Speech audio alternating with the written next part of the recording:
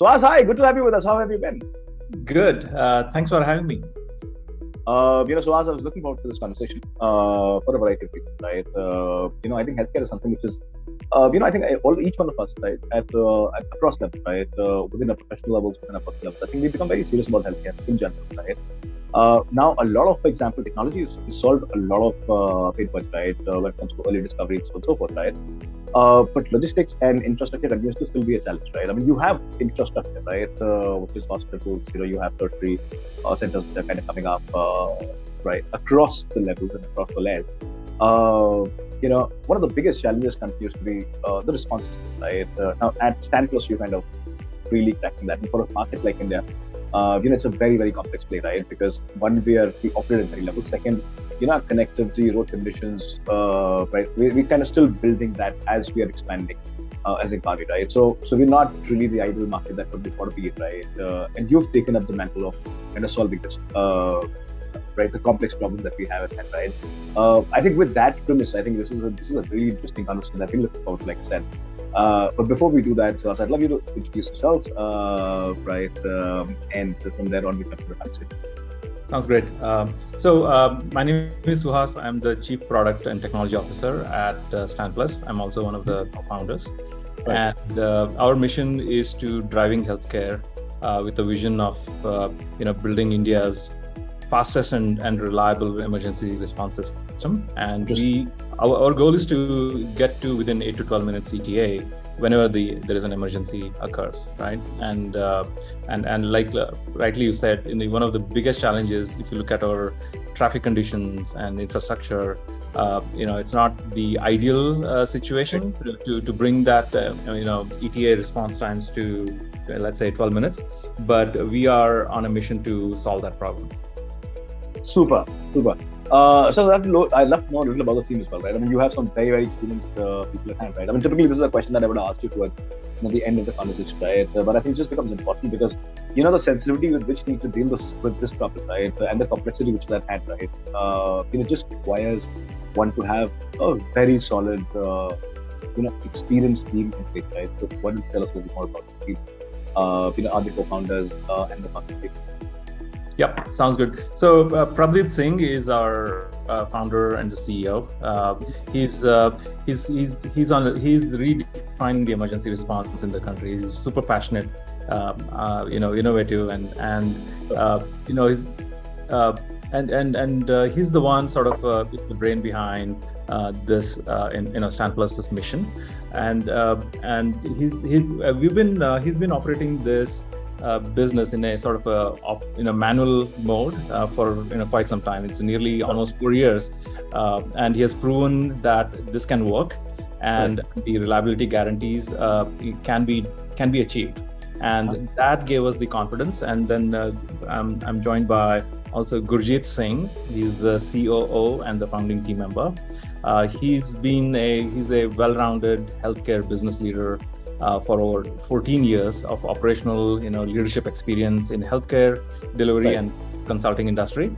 And Gurjeet is passionate about, he's very innovative, studying new health tech models, adopting technology, and he has led some of the largest healthcare and medical centers across India.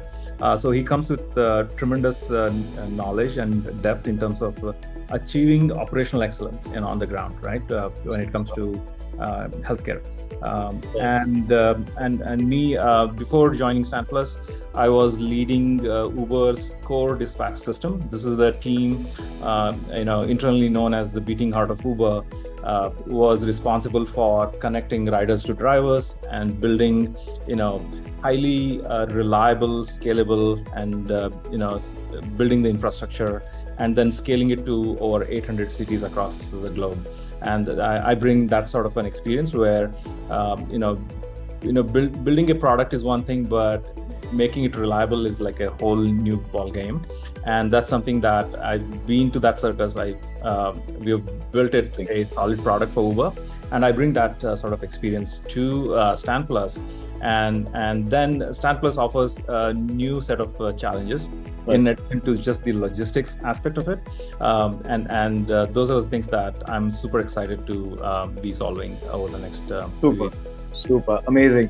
So as we're going to be discussing about the product and some of the features, for example, that are available, right? When you're creating this tech there, in just a bit. But before I do that, I'd have to discuss, what's the current stage of the business, right? Would love to understand that. Now, this is a business which classically existed, right? There are a lot of people who try to sort of practice, these are new age startups, which have been backed by venture capital, which have been backed by private equity, right? But this is also, there's a large ecosystem that existed, right? That of ambulances in general, right? Now I'm talking about logistics side of it because that's one of the most critical pieces of it, right? And I'm going to come to the other pieces, like I suggested, it, right? But that infrastructure has existed for us, right? It's been inconsistent, but that existed. Attempts to institutionalize a lot of this have not necessarily played out very well. And when I say played out very well, there are scaling challenges. A lot of, for example, in healthcare is silo driven, right? For example, it's not very, very consistent, right? And that just becomes a very, very large challenge for anybody, like yourself, right? At an integrator level who comes in and sort of wants to weave it in, becomes a huge challenge. So we'll have to understand what's the current construct and some of these challenges that are there, when you're trying to do that. I think it'd be interesting to hear the point. Yeah. Absolutely. So I want to talk about the three key problems, and then we'll talk about how we plan to solve it. Now, currently, it's in India, it's a missing 911 kind of system, right? That's like and it's also a nearly 600,000 lives a year problem as well, right? So the first one is if there is no 911 means every hospital runs its own emergency medical fleet and response system, and those are the systems that are not a core function of what they do, and also means it's a low tech function, and this is an area that there is a huge gap, for every hospital in the country to serve the needs of the emergency calls. So that's number one. Number two, if you look at all the various enterprises, large companies, blue chip companies, they all need medical response by law, and assistance for compliance, and it's more of a health code.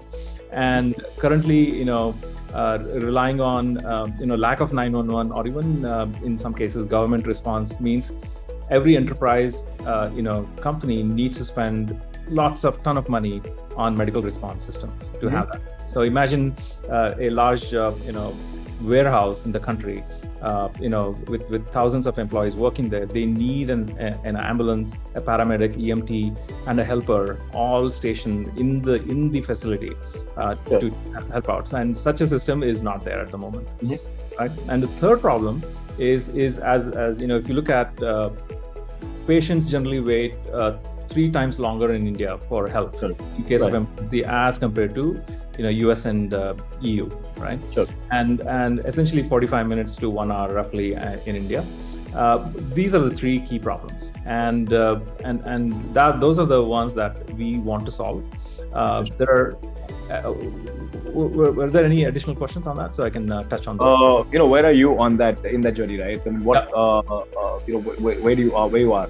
And I think it becomes important to us, right? And that's largely because, a lot of this, for example, what we talk about, right? I think the responsiveness in tier cities is much higher, right? When you start looking at tier 2 and tier 3, I think that response, the turnaround time, right? For example, stuff look very, very different, right? There are lags. It's very inconsistent, right? We don't have basic infrastructure in place. Like I said, the equipment which is on the road is not necessarily as, say, for example, relevant to handle the complex situation, right, on the ground.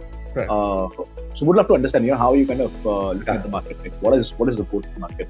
How are you prioritizing your growth?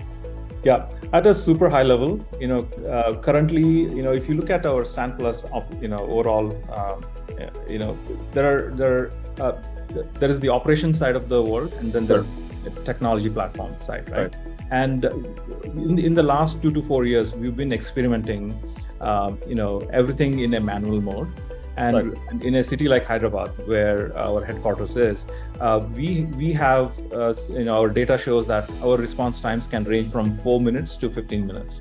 And this involves carefully managing the fleets, ambulances, our first party ambulances as well as third party ambulances that we partner with, and bringing that level of but we know this can be done, and we have already scaled to 10 cities across India. Okay, but without technology, what we also see is that there is a ton of operational efficiency issues. There are right from the phone call that comes in to assigning an ambulance to we internally call it as a call to wheel sort of a metric, where can you dispatch within 1 minute, right? So that not necessarily happens all the time, and that's one of the one aspect of the key problems. And we are, if you look at the entire end-to-end flow, there are such operational efficiency issues happen all the time, because end of the day, if folks on the ground, our emergency, first responders, they don't act efficiently, then everything, collapses, right? So we are building a tech at this moment to really, we have perfected the sort of the manual side of the business. Now, if you bring in technology, it's going to assist our frontline workers, which will allow them to be highly efficient and more knowledgeable in treating or handling the patient, right? And at the moment, we are heads down building, Medicap, our ambulance pilot app, and then we are building where are my fleets around the city? If you look at, if I were to manage in a given city, what sort of tools we can provide that will allow us to, make sure there is everyone follows the standard operating procedures that enables us to provide that 911-like system. And for this to happen, imagine a case where, an emergency call comes in and we know there's an ambulance and it's an ALS unit, advanced life support. But, it's possible that the driver may be 5 or 10 minutes away from the ambulance. And imagine, is there a paramedic nearby? Is there an EMT? Or sometimes, you could have patients in a high-rise building, maybe on the 15th floor, you need a helper. And now all 4 of these along with the ambulance are within 1 minute of each other, and that's the area that we are solving. And then think about because traffic conditions change all the time, okay, and based on that, your ambulances have to continuously move around so that there's 15-minute or 12 minutes radius within which you can reach any patient in a given region. And that's an artificial intelligence that we are building to achieve that. And then not only, so all of these are more of a ETA, more on the logistics side of it. Now, what we are interested in is, do we have enough information about the patient so that by the time the paramedic, receives or approaches the patient, we have enough information to take immediate action. And we have a networking with all the hospitals, all the ER doctors, and through their guidance, we want to start treating this patient on the 12th minute by the time we reach. And this is where we are building the tech to build that intelligence. We are looking at connected devices that will overlay, not just the information about patient's condition, but also overlay the key vital signs coming out of, let's say, your Apple Watch or some of these wearables that you have, and that gives us it provides a unique opportunity so our paramedics and EMTs will be well positioned to treat the patient right away. And now think about, so that's a part we are building.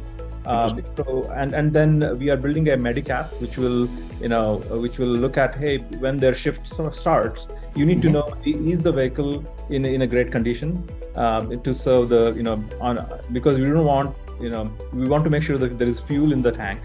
And all of the key equipments need to be in place. And on the medical side of it, do you have all the defibrillators and medical units that are available and ready to go, right? And if they are replenished. So all of this requires, imagine pre-flight checklist that a pilot goes through for an aeroplane. This is exactly what we're building, and they are it's a sort of we are always on sort of a standby mode where these ambulance units are ready to dispatch within few seconds. And that's the tech we are building. Interesting. Now, Suhas, I have a couple of very interesting and important operating side questions, right? I want to understand in slightly more detailed format, right? But before I do that, one thing that I want to understand, right? Now, all of what you're doing, right? So tech is one side of it, right? Now, which kind of weaves the entire initiative together, right? A lot of what you're, for example, saying is dependent on the infrastructure that you create on the cloud, right? Which is the vehicle. That is a very, very heavy capex side problem, right? Which essentially means that your ability to scale is a function of the capital in the bank, right? I'm going to come to the operating lines, like I said, in just a bit, right? But I want to understand, what is the priority? I mean, because a lot of infrastructure that we already have, right? A lot of these vehicles, a lot of these ambulances, for example, that you have, right, are essentially either much smaller than what you would need, right? Usually don't have the basic elements right in place. The bigger ones we have, are run by charities. There are government is, for example, running a lot of programs, right? There's a lot of that which is happening. So how do you sort of intend to do this, right? Because what you're committing to, what you possibly set to yourself, is a very, very high standard of delivery, right? And that requires that consistency in experience, right? Unfortunately, there's not a happy time, right? This is the time of crisis, right? But that experience still has to be very, very consistent, right? A little bit of a problem here and a little bit of a problem here, that essentially means that the entire situation can kind of just go out of hand, right? How are you tackling that one? Yeah, I think it's a great question. It's one of the most challenging aspect of the business. If you look at healthcare, it cannot work on an asset-light model when existing infrastructure, if you look at, is of low quality, right? For that reason, if you want, for us, if you want to achieve guaranteed pickup of patients within a timely fashion with the SL that we are all signed up for, you need to have you should control your own ambulance, and you should control your own personnel on frontline responders, without which, if you rely on a third party, you may not get that guarantees, right? Imagine ride sharing companies where you request a ride at a certain time, and then it's majority of the time the driver cancels on you, right? Now, such a thing can never happen for our use case. And how do you achieve that? And the only way you can do that is you manage your own fleet, manage your own frontline responders, and it has to be done in a way that, if you look at out of the 100 calls that you get, right, about 10 to 15% are emergency situation. And once you start triaging, then you realize maybe 10%, and remaining could be more of an urgent care rather than emergency, right? Now, we are sort of based on that. We are asset heavy in terms of 10% of the fleets that we manage our own. And then what we are up to is we want to establish a certain level of standard when it comes to ambulances and the overall operations of the ambulances, whether it is, if you look at all the actors in the ecosystem, and that level of standard, we are setting a really high bar. And what we plan to do is we are partnering with the third-party ambulance operators, and we expect them to have that level of excellence that they can offer. And it's not like it takes time to build that, because the behavior of folks on the ground has to change. And if you want to be part of the StanPlus ecosystem, we expect that excellence in services, right? And empathy being one of our core values of the company, that is something that we are we are very, very passionate about that fact. When emergency occur, we don't talk about monies, and can we bring that sort of experience to our end users? And that's something that we are working towards. And having said that, over a period of time, we expect, with the right incentive structure, the third-party fleets and ambulances will conform to the standard that we have set. And through that, we can solve this is also a supply problem at the same time, if you look at, right? And if we bring the right supply at the right time and offer the level of excellence that our patients deserve, I think that's our sort of a holy grail. This is where we want to get to. And we are hoping with our efforts, we can create a movement, we can change the whole dynamics of how emergency response works in India. And we are completely open to partnering with government agencies, so that, because if you look at the situation, is pretty bad. Sure. And we want folks like us, we want to partner with, to really, our ultimate goal is to bring that help to people that they need in a timely fashion. And if not us, we want to partner with others and get to solve that problem. So when I think of India, right, I mean, we typically have a problem of too many, right? That's number one. Number two, I understand where you're coming from, right? There's a lot of infrastructure, and onboarding an infrastructure makes a lot of sense to you, right? Of course, with certain certain frameworks in place, right? The very big challenge there, Suhas, is that there is lack of consistency, right? In providing all of this infrastructure, right? Do we have enough of ambulances? Possibly the ratio is not necessarily as per global standards, right? We can possibly have more. But the problem is not really that. The problem is lack of sensitivity, right? The problem is casualness. Governments today, for example, state governments today have created a lot of such infrastructure, right? A lot of such response systems. Whether you look at, states like UP, you look at states like Madhya Pradesh, you look at states like Karnataka, Telangana, Andhra, right? Some of these leading states, right? They've created beautiful infrastructure.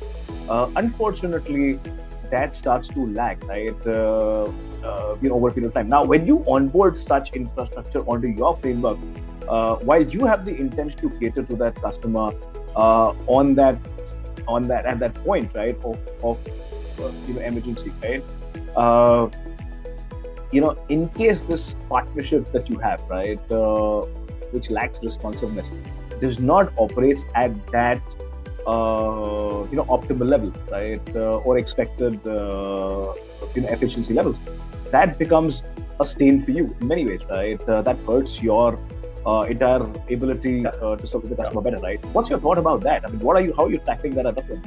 Yeah, we are relying on our experience curve. We've been operating, working with our partners in the last 2 to 4 years.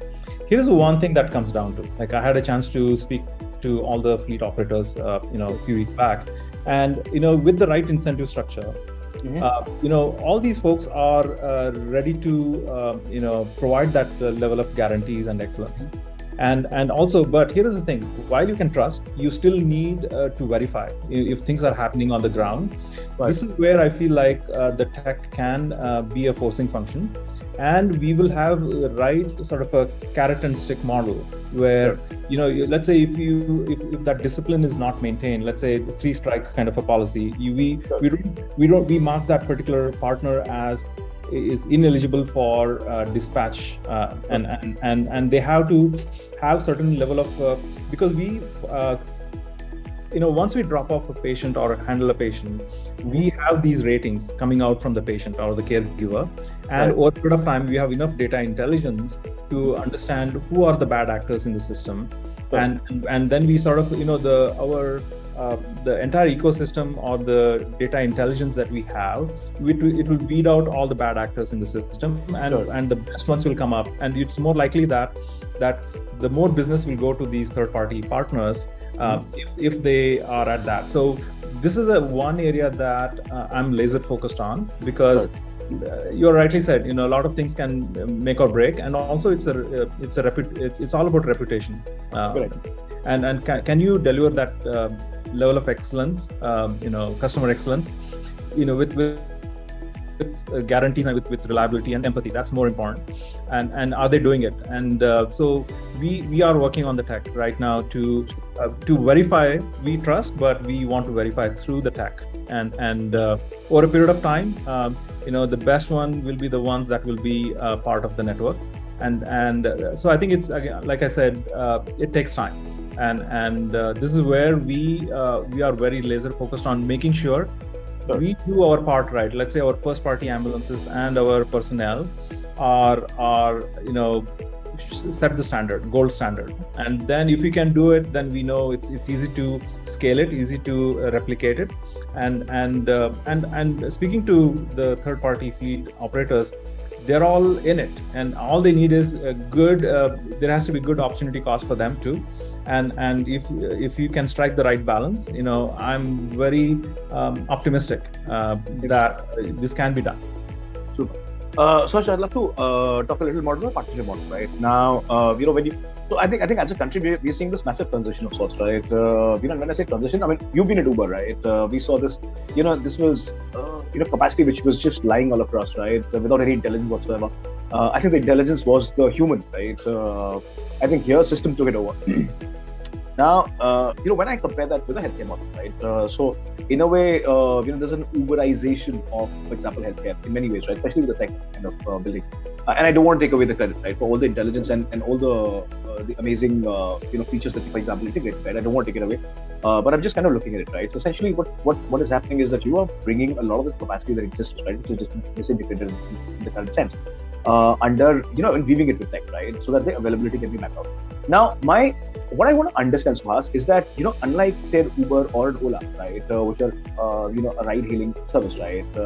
Now, the frequency and the utilization is very, very different, right? The instances are just so much more. In the area that you are in now, right? Which is that of healthcare, right? Which is that of emergency service.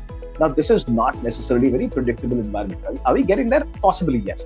Right, but a market like India continues to still be a very, very large challenge, right? I mean, you look at developed markets, yes, a lot of this can be done purely. The good part about the West is that it's largely been done off as a social expenditure, right? Here, a lot of this needs to possibly be done in a private enterprise or a private enterprise this format, right? Now, my sense is your growth is going to be a function of external funding, right? Now an environment like the one we are in today, right? Where the funding is gotten tight, right? It's getting more and more, because of the global macros that are there, right? We're amidst the woods right now. It's going to take us some time to get out of there, right?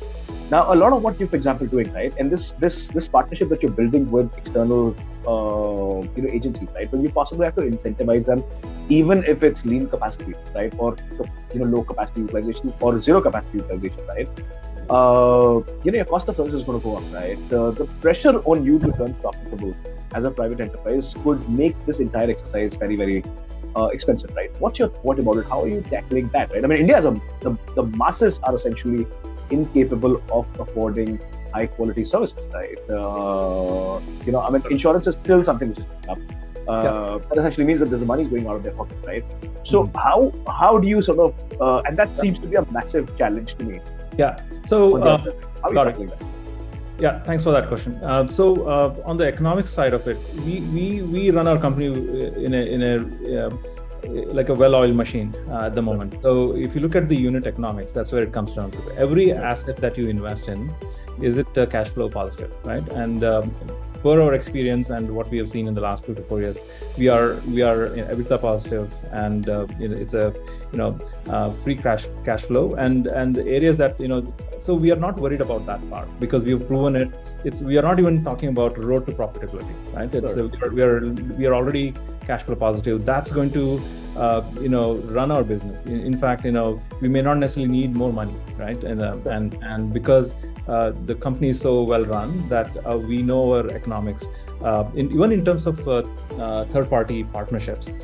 These are all based on demand based. Once there is enough supply around, and it's more about the quality of supply, and there is also a solid demand. If you look at in any city, any marketplace you look at, the supply and demand is sort of but in worst case scenarios like pandemic, the demand is so high that there is not enough supply.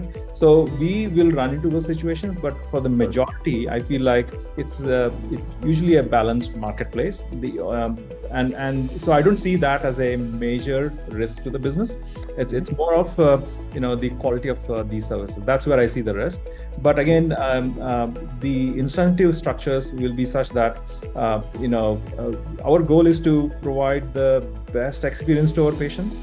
and at the same time, there is enough that our third-party partners can also earn their living through our ecosystem. And we have a good sort of a balance on that. Interesting. Plus, I'm going to revisit that question, right? So, of course, one is you answered that, right? About the operating mechanics of the organization and your path to profit. Right? What I want to understand is how expensive, for example, is your offering vis-a-vis say what happens right now. And I completely understand what your offering is superior vis-a-vis what exists, right? But what's the price differential there? If you give me a sense in percentage terms, right?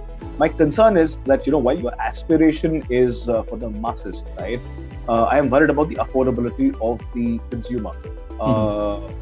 And triggers that possibly help that shift. We'll have to understand. Yeah, I think if you look at how we operate, we don't really during emergency situations, we don't necessarily ask for, we don't talk about monies to the patients. Generally, it will be through indirect means or through the hospitals, because we bring inbound demand to some of the hospitals. But beyond that,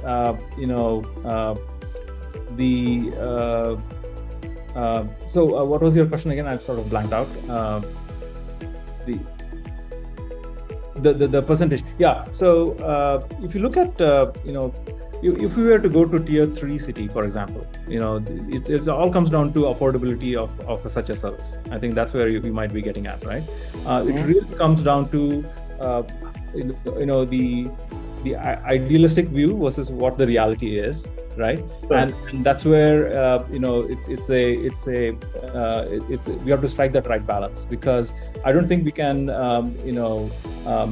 operate in an environment where folks are not don't have the means to get this service, right? because of the obvious reasons, right? I think that's something we are looking at. We'll be in tier 1, tier 2 cities, and tier 3 is going to be more of partnerships. In fact, we want to encourage our government to and work with them to see how we can bring that here, because it's a question of the reach, getting that medical help for every person in India, right, and rural areas. And this is where I feel like partnerships and our tech can help those patients. Yeah. Interesting.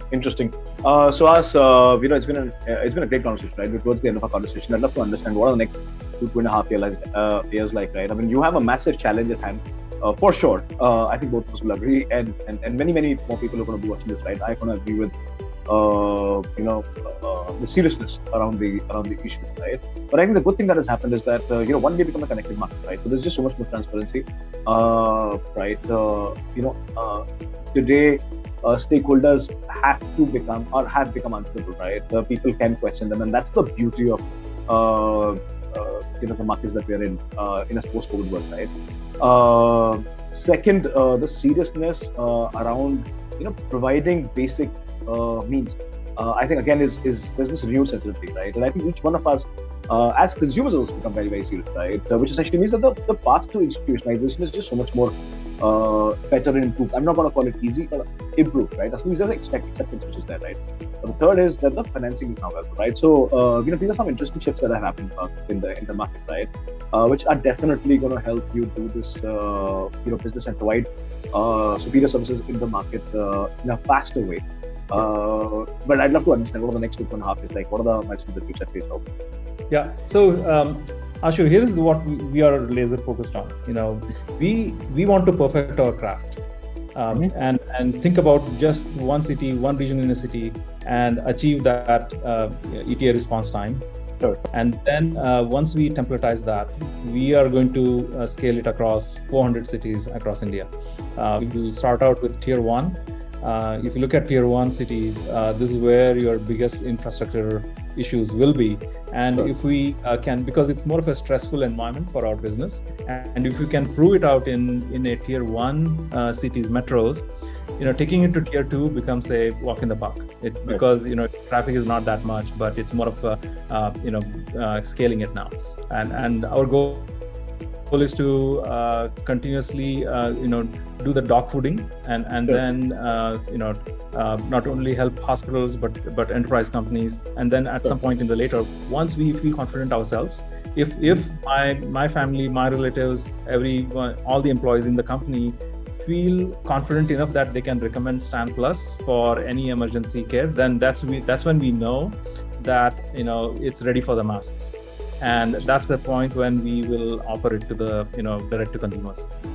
Interesting. So, as some very important points that you highlighted, right? I'm especially excited about the direct-to-consumer bit that you kind of spoke about, right? I think that relationship today is just so much important for every single brand which is out there.